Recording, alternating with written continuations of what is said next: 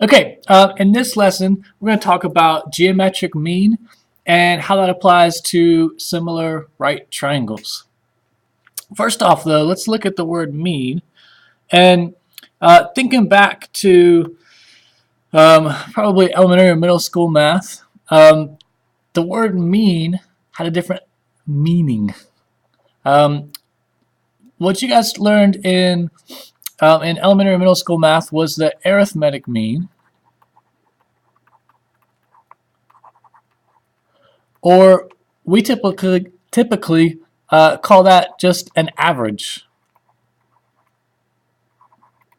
Okay, so whenever we talk about averaging grades or averaging 2 or 3 numbers together, that's the arithmetic mean of a number. So that's when we take 2 numbers or 3 numbers or however many numbers, add them together, and then divide it by however many we add together. The geometric mean, however, is different. It says for any 2 positive numbers, a and b, the geometric mean is the positive number x, such that a over x equals x over b. Okay, so note we've got a proportion. This has everything to do with ratios, proportions, and similarity. So x is our mean. Now, thinking back to what we reviewed in the last lesson about proportions and solving proportions, we could cross multiply here. So if we did that, we would get a times b, which would set equal to x times x. Okay, a times b is just ab, and x times x is x squared. Well, if we just want x, since x is the geometric mean, if we square root both sides of that, since x is positive, we don't have to worry about our plus minus. X would be the square root of ab. Okay, so whatever the geometric mean is, one way to think about it is it's the square root of the product of 2 numbers. In other words, multiply them together and then take the square root of that product. All right, so let's look at a couple examples. Example number 5 says find the geometric mean of 4 and 16. Okay, to do so, we could set it up in this proportion, or we could use this. So our geometric mean is the square root of the product of these 2 numbers. Okay, so 4 times 16 is 64, and the square root of 64 is 8. So the geometric mean of 4 and 16 is 8. Now, it typically will not be the same as the arithmetic mean. So if we do the arithmetic mean real quick, 4 and 16 over 2, 4 and 16 is 20. 20 divided by 2 is 10. So the arithmetic mean would be 10, which is a little higher than 8. Anyway, so example 6. The geometric mean of 2 and 9. Again, we want to take the square root of the product. So 2 times 9 is 18. Now 18 is not a perfect square, so we're not going to get a number like 8 up here, but we want to simplify our radicals. We want an exact answer. So we want to see if there's any perfect squares that go into 18. Well, we just used one to get to 18. 2 times 9. 9 is a perfect square. So let's split it back up into square root of 9 times the square root of 2. Okay, square root of 9 is 3, so we can simplify that to 3, and we can't simplify root 2. So 3 root 2 is the geometric mean of 2 and 9. All right. Example 7. Find the geometric mean of 20 and 6. Okay, do that in your notes and circle that. Make sure you have it for class tomorrow. Okay, moving on to how that applies to similarity in right triangles. So we have a theorem, 8.3, says the altitude to the hypotenuse of a right triangle divides the triangle into 2 triangles that are similar to the original triangle and to each other. Wow, what does that mean? So if we start off with a right triangle, And if we draw an altitude into that right triangle, so now think back to what an altitude is. It goes from a vertex perpendicular to the opposite side. Okay, so that means, so here's our vertex perpendicular to the opposite side. Okay, then what happens is we just form two more right triangles inside of the right triangle that we started with. Okay, so what this theorem is telling us is that all three of those triangles, the one we started off with and the two smaller ones, are all similar to each other. Interesting. So one way to see that is if we were to, let's get rid of that altitude there. If we were to take these triangles and separate them into the three triangles that we have here. So if we take the big one, and we've got our right angle up here, and then we take the bigger of the smaller two, and we've got our right angle down here, and then the smallest of our right triangles here, then this theorem says that all three of these are similar, which means they have the same corresponding angles and their sides are proportional. So we can use that to our advantage. Here's an example where we can use it. We've got a right triangle with an altitude from the right angle. Okay, it's important that it's coming from the right angle vertex. And we're looking for the length of that altitude, that height there. And we're given these two pieces here. This 16 is the length from here to here, and this 4 is the length from here to here. All right, so we want to find that x. Now, we could try to visualize our triangles and try to set up a proportion, and we'll do that first. But after that, I want to show you hopefully an easier way, a little trick to remember how to set up these geometric mean right triangle problems. So first off, if you kind of picture this smaller right triangle on the left here, then the 16 is the longer leg, the x is the shorter leg.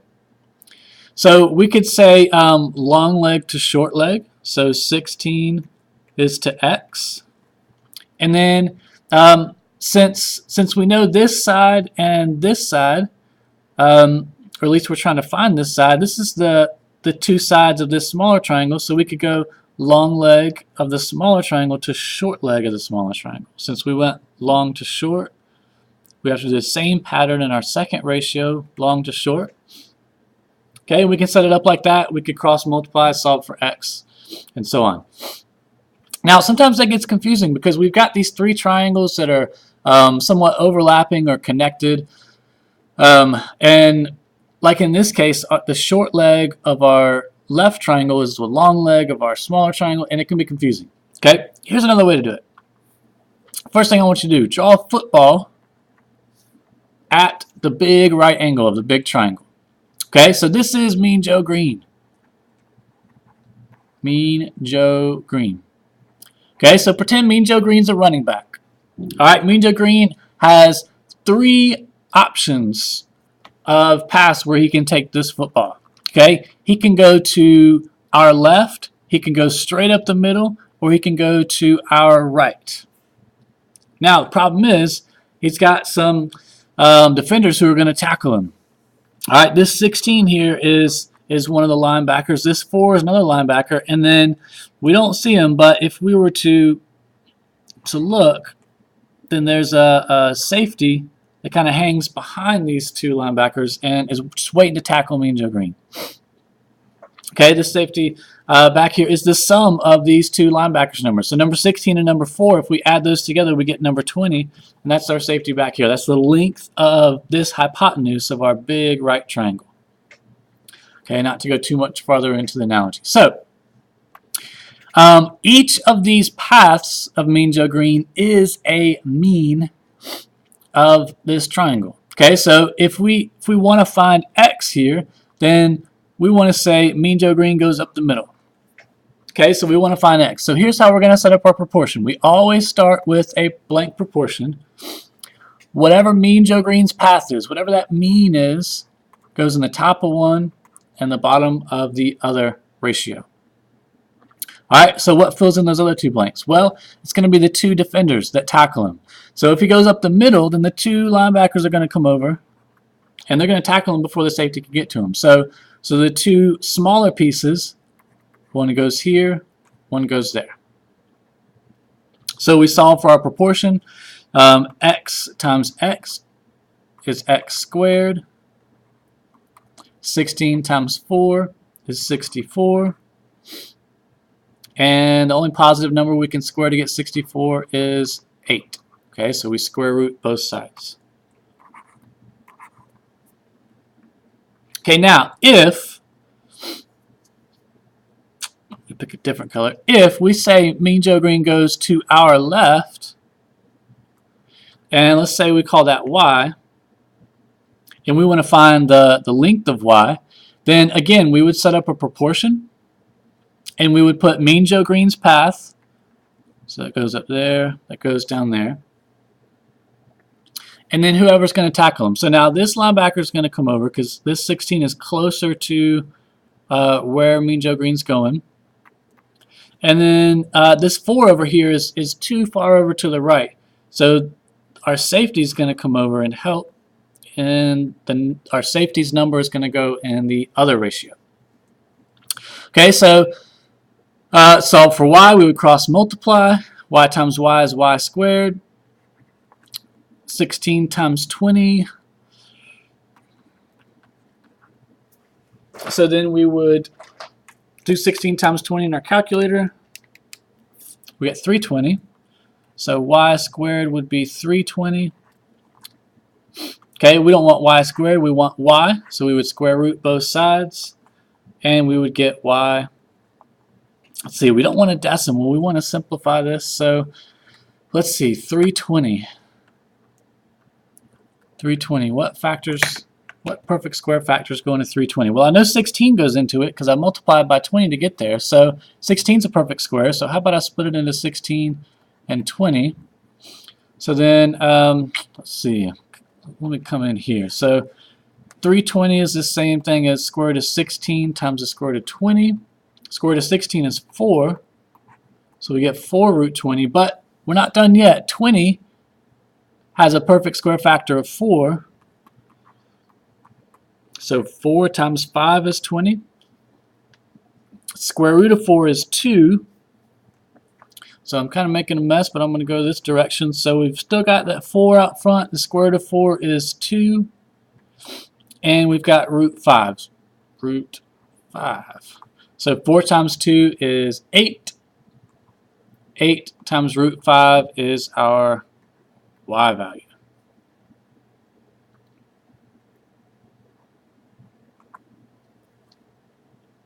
Okay, so that's our y.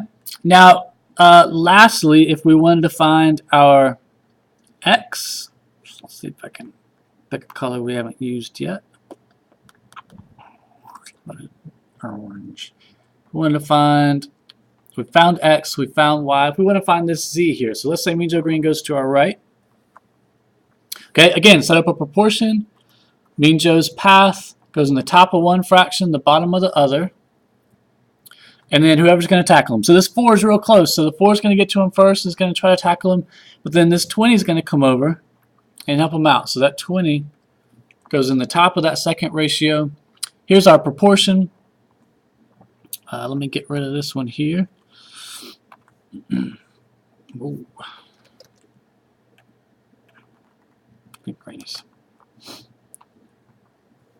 Alright, cross multiply. We get z squared equals 4 times 20. I'm going to leave that as 4 times 20. And then when we square root both sides, it might save us a step. Okay, so that would give us z is the square root of 4. I'm going to split that radical up into 2. Square root of 20. Okay, we know the square root of 4 is 2. And then we just found that the square root of 20 was the same thing as 2 root 5. So then we can do simplify root 20 as 2 root 5. 2 times 2 is 4. So we have 4 times the square root of 5 as our z value. Now, you won't always need to find all of x, y, and z. Sometimes you'll just need to find one. Sometimes you'll need to find two. But I wanted to show you one of each of these different options. So Mean Joe can go to his left, up the middle, or to the right. So real quick, let's look at one or two more examples. Let's skip to example 3 real fast. Example 3. Now, let's start off with our analogy. We want to draw our football at the big right angle of the big triangle. Okay, so Mean Joe's path, if we're looking for x, goes up the middle, and the two short pieces are going to get to him first. So Mean Joe's path goes in the top of one fraction, the bottom of another. 4 and the 9 go in the bottom of the first, top of the second, and we cross and multiply to find our mean. So again, the reason why we call this, the reason why we use Mean Joe Green, or the reason why we call this the geometric mean, is that what we're doing is we're finding the geometric mean of 4 and 9. Okay, we set up this proportion just like we did with the very first problem of this lesson. So x squared is 4 times 9. If we square root both sides, so we're taking the square root of the product of these two. We're finding the geometric mean. Okay, 4 times 9 is 36, and the square root of 36 is 6. So in this case, got a nice whole number. X equals 6. All right, let's go back to example 2. This will be our last example we'll do together. Now this one's a little bit different. In this one, we are asked for this mean here, but we're also asked for this piece here, this unknown piece. Okay, and we're given this extra side over here, this 10. Okay, so we're going to solve for x and y. Our answer should be x equals, y equals. Okay, so where do we start? Now, if we tried to start, let's draw our football. That's a beautiful football, by the way. If we tried to start by going up the middle, then we're going to run into a problem where we've got two variables in our equation. We can only have one variable for one equation. So let's try to use this 10 over here to our advantage. Let's say Mean Joe goes to our left. And so this 10 is the path of Mean Joe. So that 10 is what goes in the top of the first fraction, the bottom of the second. So then who's going to tackle him? Well, this 8 is going to come over. And then remember, if he goes to the left or to the right, then the safety, that whole side here, the hypotenuse of the big right triangle, is going to tackle him. And so what's the length of this whole side? Well, this piece is 8, this piece is y, so it's going to be the sum of those two. We don't know what that is, but we can call it 8 plus y. And that's what we'll put in our fraction, 8 plus y. All right, so there's our variable. So again, we're just going to cross multiply, solve it like any other proportion. 10 times 10 is 100. 8 times 8 plus y, let's write that out as 8 times 8 plus y. Okay, so we're looking to solve for y in this equation. So I'm going to go ahead and distribute my 8. Okay, don't forget those parentheses there. So we've got 64 plus 8y equals 100. All right, I want that y by itself, so I'm going to subtract 64 from both sides. And so I get 36 equals 8y. And dividing both sides by 8. Okay, that makes 1. 36 over 8 is 4 with some change left over. So 8 times 4 is 32. We've got 4 out of 8 left over, which is the same as 1/2. So y is 4.5.